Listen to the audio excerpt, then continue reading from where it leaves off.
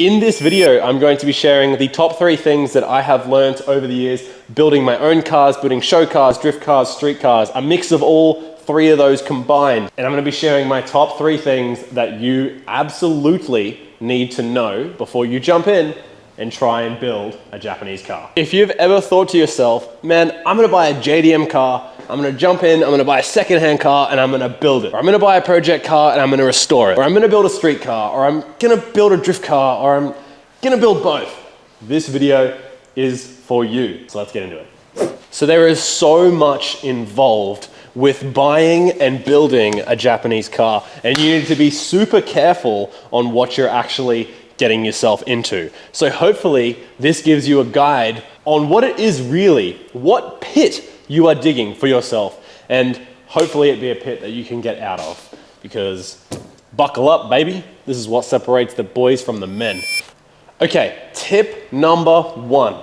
This is a super important tip, so listen up. When you are going to build a project car, it is always good to set a budget. Everyone always sets a budget, and I have set a budget with every build I've ever done. Now that's really good. So tip number 1 is allow your budget to blow out and maybe even double. And what I mean by that is, let's take Ruby for example. So Ruby is a 1996 MX-5, and I built that to be sort of a street/show car. Now, my budget for that build was $40,000. That was start to finish everything I could ever want on the car, 40 grand. Well, I'm here to tell you that is not realistic in the slightest. Now, don't get me wrong, you can definitely build one of these to a crazy spec for $40,000.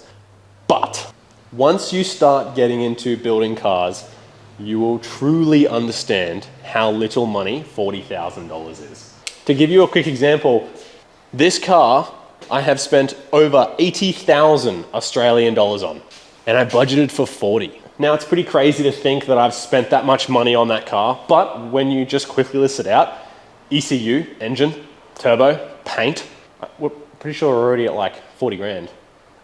So yes, we'll leave it there with that tip, but you have to be prepared for your budget to blow out, maybe even double. You are going to need more money than you think you'll spend. Okay. Tip number 2. If only I had myself to tell me this when I started building my car. When you start building the car and you're pulling it apart and you're ripping all these random spare bits out, if you can, do not throw them out. Don't. Don't try and sell them to make a quick buck. Don't throw them in the bin, keep them. Now, this is kind of counterproductive because me telling you to keep all your parts means less parts for me, but seriously, you should be keeping all your parts. For example, I have taken 4 AC HVAC controllers out of MX-5s that I've had over various years, and I've thrown all 4 of them in the bin, thinking, I'm never gonna need that ever again. Well, last week I needed one, and it cost me $150. I've thrown out 4. So I'm telling you, if you can, please, keep your bits. Doesn't matter. Doesn't matter if they're exhaust manifold, stock headers, stock control arms. Doesn't matter if they're pieces of plastic. Keep your damn parts, because they're going to get harder and harder to find, and if you ever need them again, who knows if you're going to be able to get one.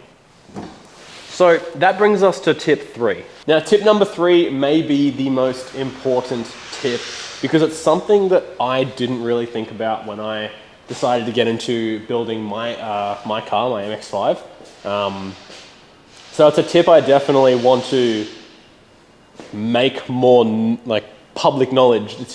It's something to think about, and I didn't think about it, and like it's kind of stung me, I guess. But that tip would be, before getting into a project car and spending all your money on a car, just consider what you want to do with the car long term, okay? And I say that because there are so many different chassis, and so many different chassis hold different values. Some mods increase the value, some mods don't increase it at all.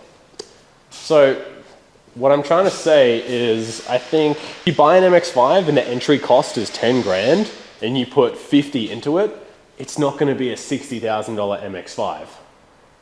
Do you get what I mean? But if you buy a $30,000 S15, put $40,000 into that, it'll probably be a $80,000 S15. Like, Some chassis you can build and do retain value. If you buy an R32 for 20 grand and you put 40 into it, it's gonna be a $60,000 R32. Whereas if you buy one of these for 10, put 50 into it, it's gonna be worth 20 grand, man. They just don't pull the value up with their modifications. So if you want to buy it and build it and sell it, be very careful on what chassis you're gonna put the money into to make sure you get that money back.